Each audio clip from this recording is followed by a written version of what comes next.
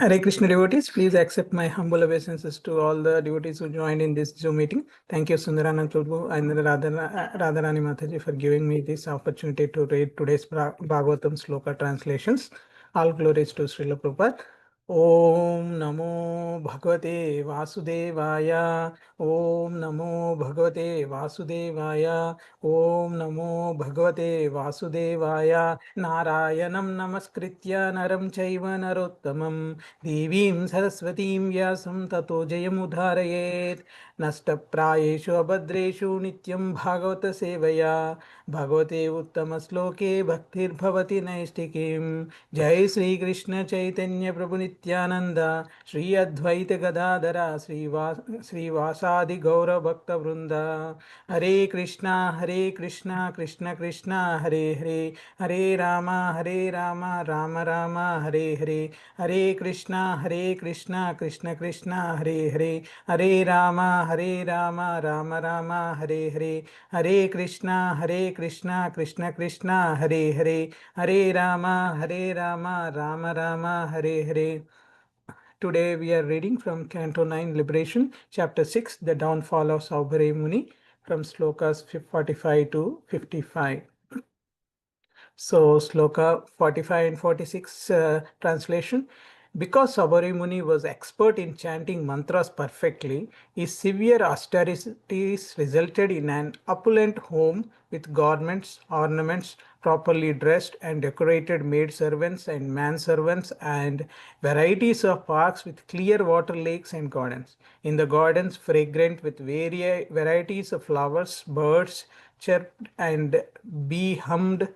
Surrounded by professional singers, Saubhari Muni's home was amply provided with valuable beds, seats, ornaments, and arrangements for bathing, and there were varieties of sandalwood creams, flower garlands, and palatable dishes.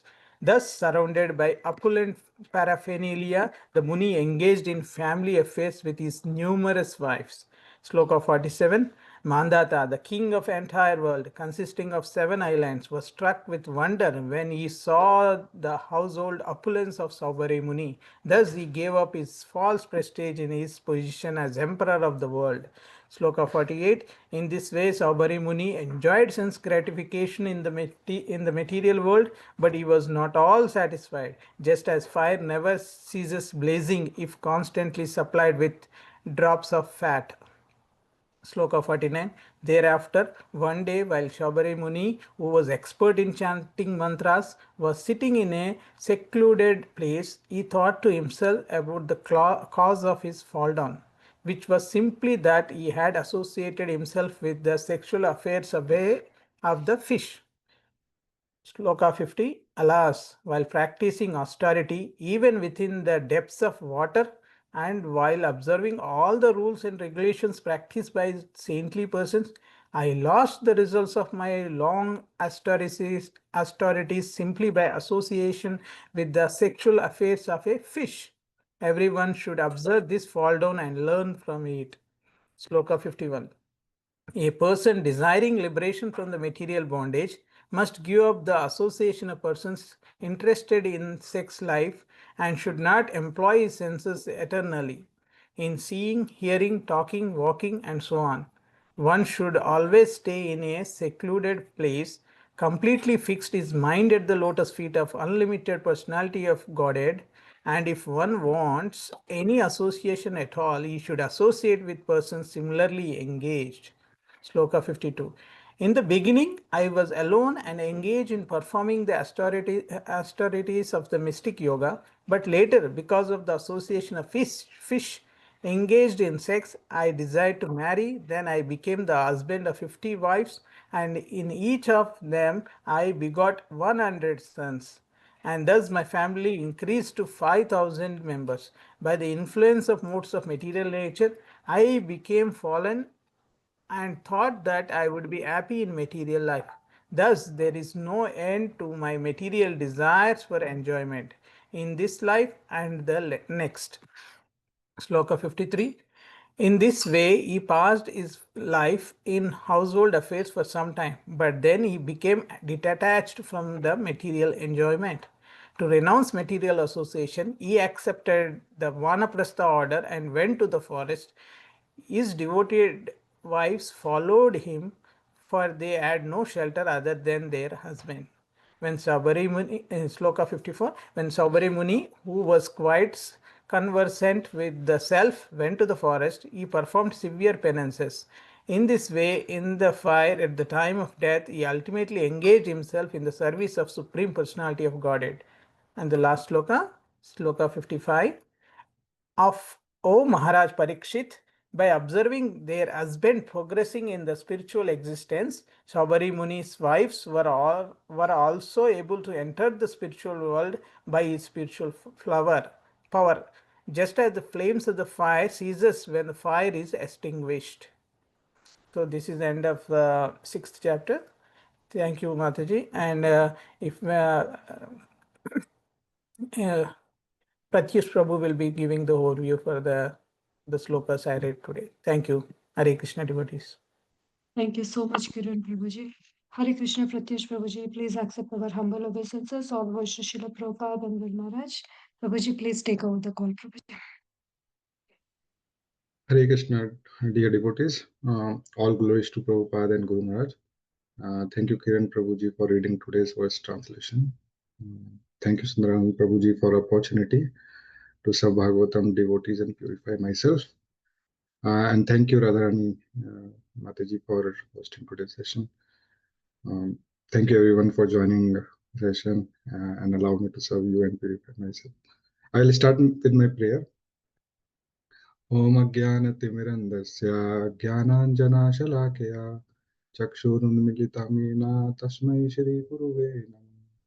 Namo Vishnu Padaya Krishna Pristhaya Bhutale Srimate Bhaktivedanta Swami Iti Namine Namaste Saraswati Deve Gaurvani Pracharini Nirvishesha Shunyavadi Pashyatya Deshatarani Jai Shri Krishna Chaitanya Prabhu Nityananda Shri Advaita Gadadhar Shivasadi Gaur Bhaktivinda Hare Krishna Krishna Krishna Hare Hare Hare Rama, Rama Rama, Hare Hare.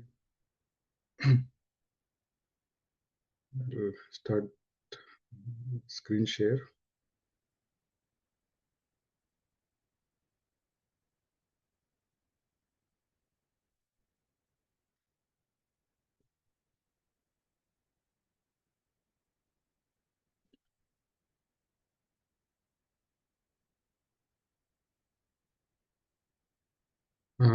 In today's session, we are reading from Canto 9, Chapter 6, titled The Downfall of Saubri Muni. So quickly recap of in the previous session, we have seen Saubri Muni was performing severe austerity deep under Yamuna River, and he saw a pair of fish engaged in sexual affair, and so looking at that, he developed desire to enjoy material life and went to King Mandhata and begged for one daughter to marry. And King replied humbly by saying that my daughters have freedom to choose their own husband. So please go to them and they will decide. So Saubri Muni was a great mystic yogi. So he understood the situation that Maharaj doesn't want to give his daughter, and he also looked at his body. He's an old man who will give her daughter to an old man. So so he, using his mystic yogi power, and also to fulfill his desire, he with the power of mantra, he gained a nice body, a very attractive body, and he visited the palace of king's daughter. And after seeing Saubri Muni, all the 50 daughter accepted him as his husband and started fighting for him. So in this way, Saubri Muni married 50 daughters of Mandata. King Mandata. So in today's section, we'll learn very nice things about how a devotee who have a desire to progress in devotion, to gain a spiritual path. So how he should conduct himself and what he should avoid, and what can lead down to fall down. We will also see the sense gratification doesn't provide inner satisfaction, and it ultimately lead to misery, more misery. And then the one who does that get entangled in the material world. So there is one more pastime which we will see, which is shared by Srila Vishwanath Chakravarti Thakur, that how and why Sabri Muni, he was a great mystic yogi performing austerity, great tapa under the water. How he, like such personality, got distracted. It was how he can get distracted by just seeing the small thing. So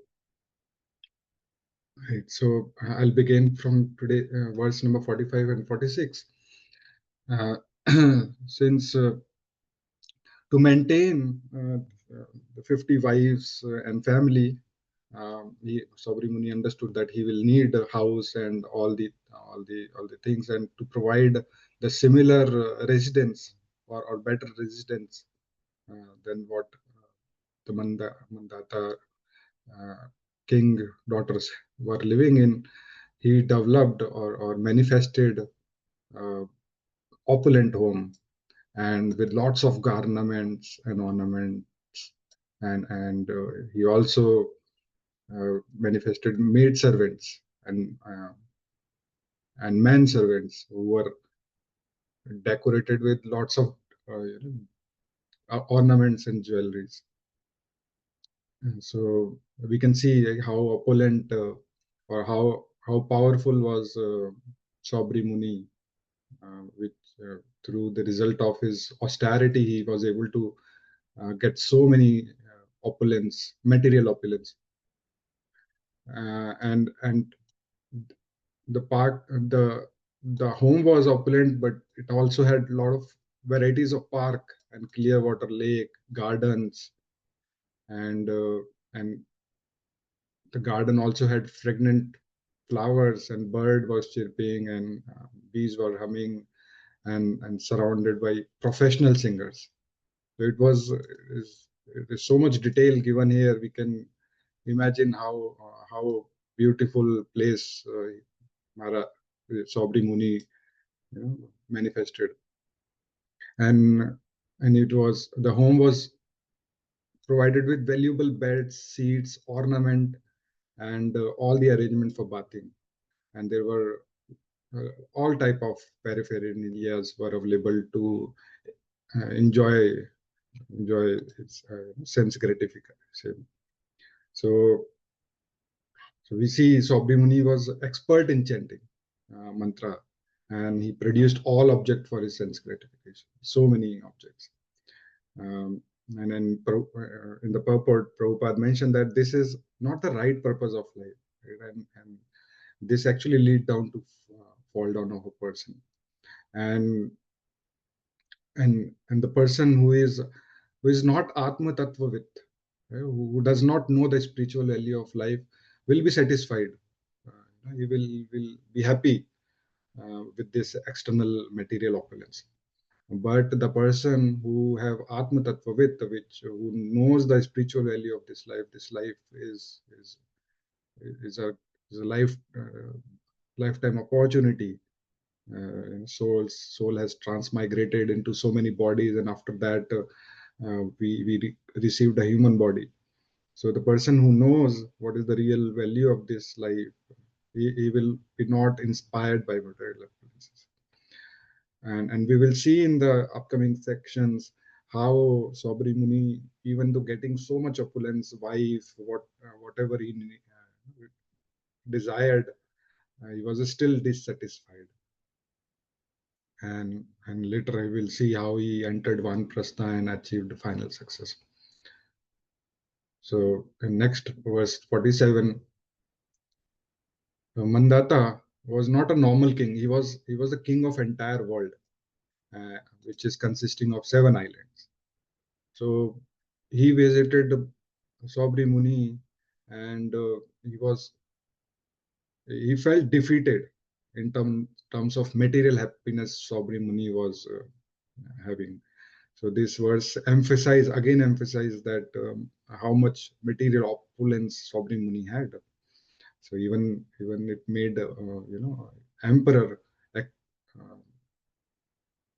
feel inferior or defeated, and he accepted that Sobri Muni, that you are more opulent than me. Your opulence is bigger than me. So, so like that, Sobri Muni enjoyed all the sense gratification available in this material world, but he was not satisfied.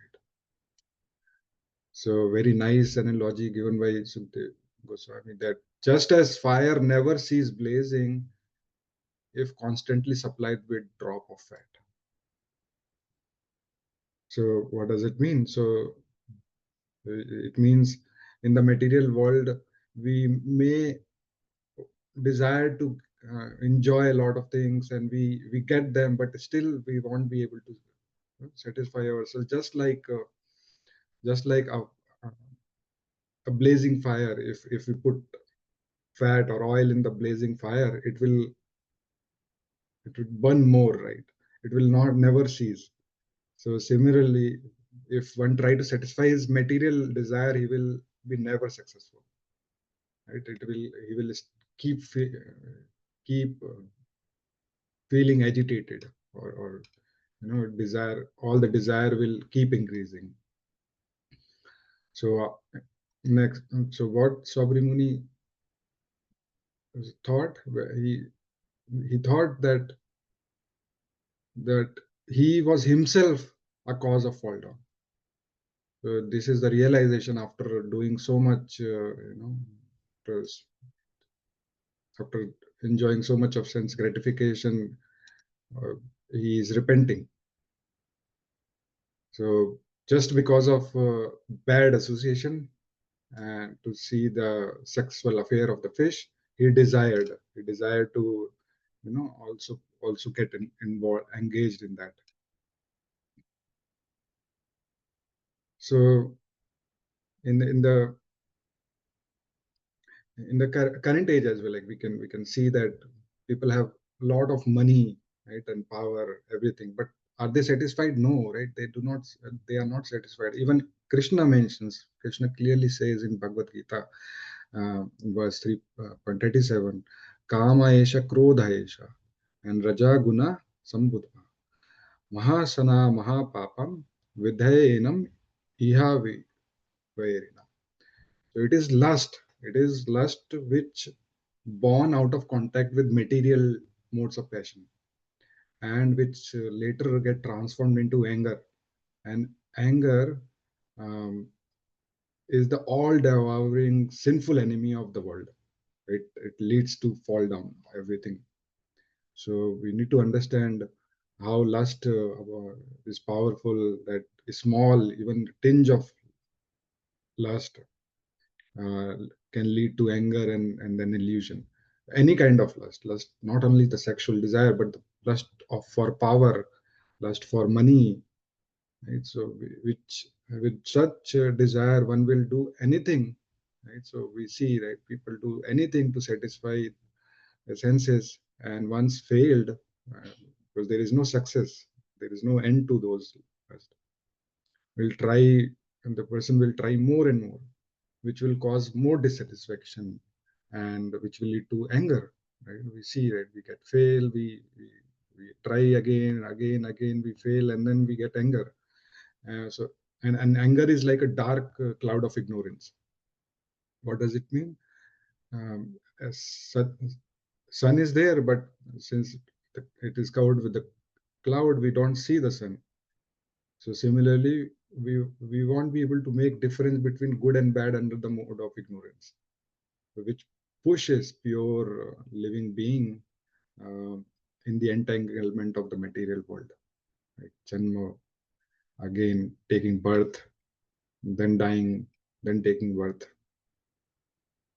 So what does it mean? Does this mean that we should leave everything and go to secular place like forest so that we don't see anything, we doesn't develop desire, and will not have any anger? But we have seen Saubri Muni was doing tapasya under deep water, Yamuna River, but he still had developed the desire. We need to understand that lust resides not in it resides in the sense and mind and intelligence. Not it doesn't get the person definitely get affected what he see, but it's not the outer fact.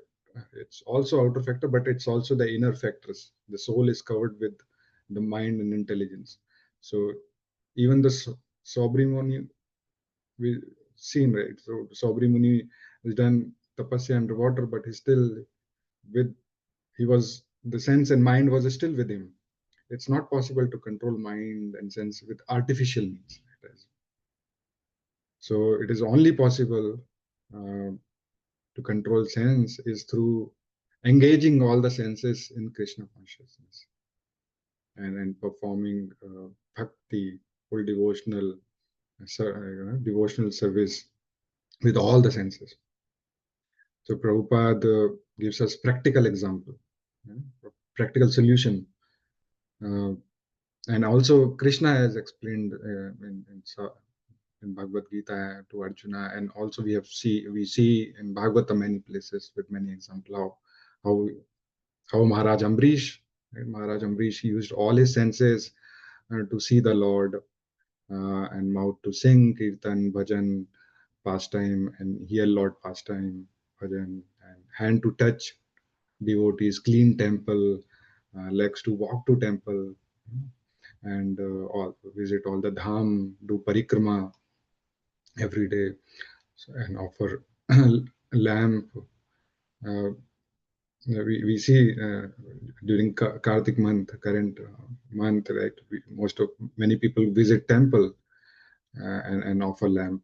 So that is the right use of all the senses and uh, the all the things what we have. So, but biggest challenge is what to do about anger, right? We ask ourselves. So even though we are engaged in devotional service, we come across small things and we get angry.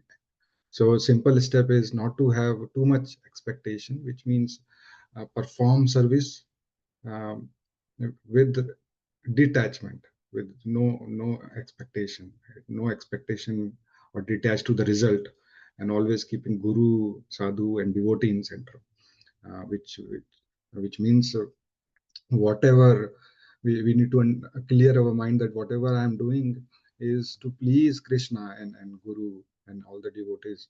So if I offend any Vaishnava, will my Guru? We should ask this question, right? If I offend someone, will my Guru will be happy? My Krishna will be happy? No, right? He won't be happy. So we can slowly reduce our anger, lust, and desire, and work fully dedicate ourselves in Krishna consciousness. Yeah, next one is yeah. So yeah, in this verse, one more thing to highlight is we should always avoid wrong association because it is very dangerous, which lead to fall down. Such we have seen like how Sovereign Muni fall down. So devotee, we should as a devotee we should restrain from such association and practice Krishna conscious very seriously. And we should have motive to advance further, not stay on the same platform. In the and in the purport, Prabhupada also explained that Srila Vishwanath Chakravarti Thakur remarked that Sabri Muni fall down was due to the Vaishnava Prad. So one time Garuna wanted to eat fish, but Sabri Muni unnecessarily gave shelter to fish and doesn't allow Garuna to eat. So Garuna felt disappointed, and Sobri Muni committed a great offense to the Vaishnava. So so lesson from here is we should not do Vaishnava Prada. Um, and an offense to lotus feet of Vaishnav, Sobri Muni fell down from his exalted position of mystic tapasya. And one should impede, it should not block activities of Vaishnav, so which will lead to Vaishnava Prada. And so here we see Sobri Muni is repenting. So he's thinking, he was practicing austerity even in the depth of water, um, observing all the rules and regulation, but lost the result he has acquired, through the austerity, um, by simply associating with a sexual affair of his.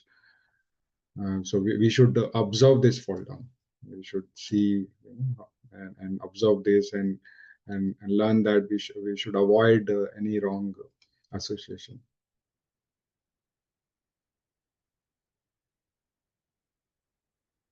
Next one, yeah. So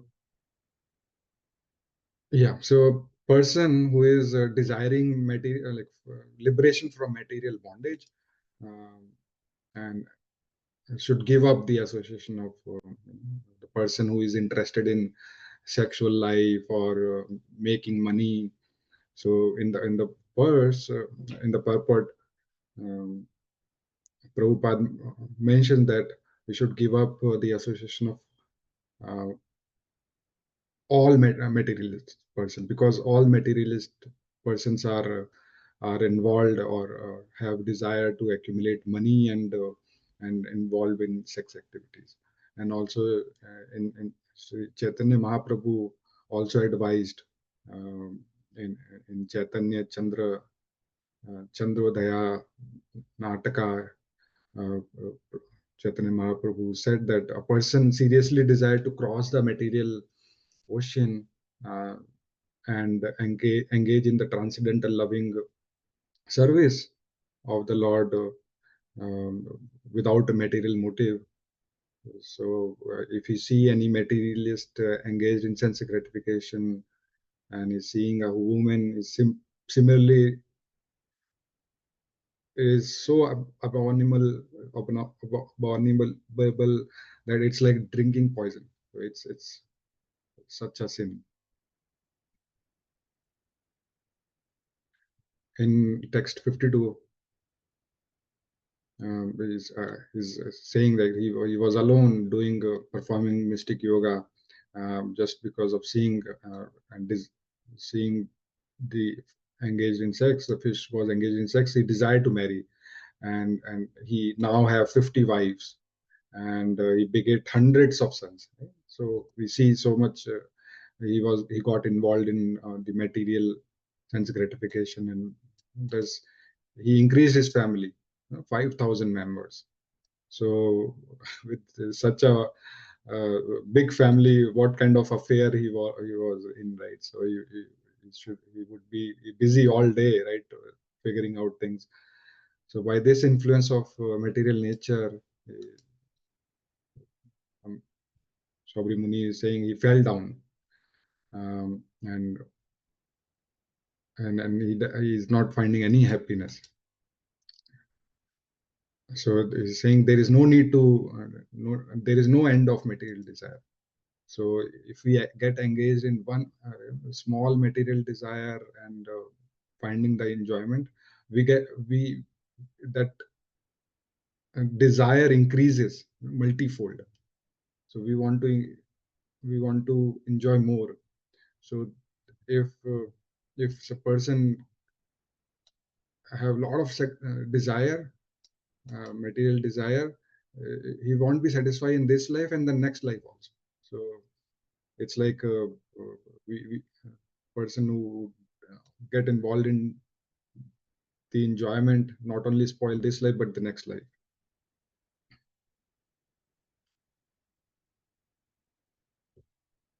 So in this way, he passed his household affair for some more time, and then he became detached from material enjoyment and renounced the material association and accepted the Vanprastha order and went to forest.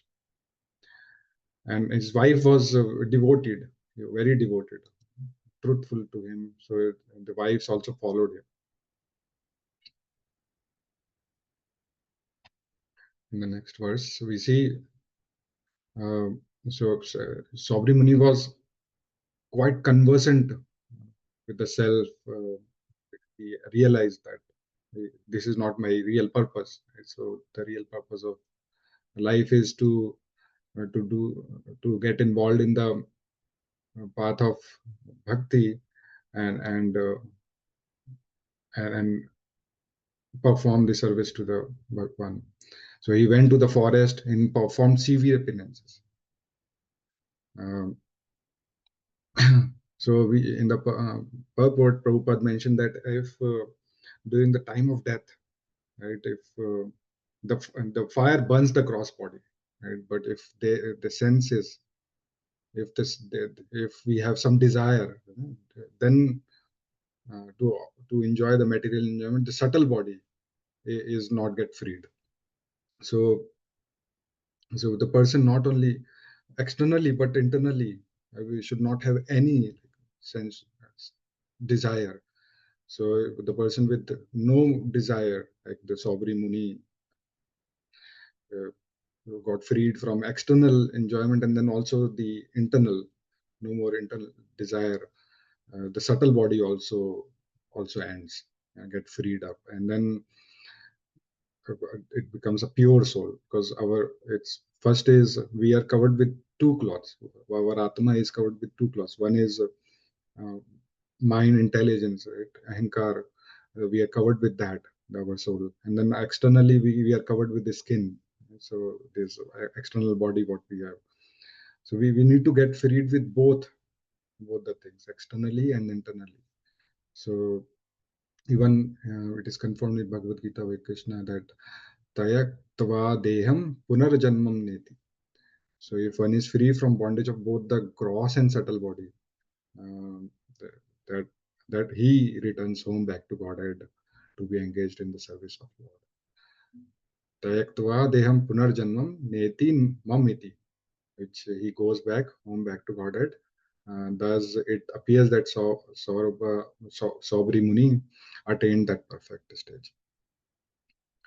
In the last verse for today's, we see that not only Maharaj Ambrish by performing the austerity got benefit, but also the uh, his wives who were truthful to him, loyal to him, got free from this and got entered into the Vaikuntha. So we see that in the Bhagavad Gita also, it is mentioned 9.82, Striyo Vaisya Tatha Sutraste Api Yanti Param Gatim. So women who are not so powerful or so much spiritually elevated, but if woman is fortunate that he gets such a husband that who is spiritually advanced, she will also, she will always engage, and if she engage in his service, she will also get the same benefit as her husband.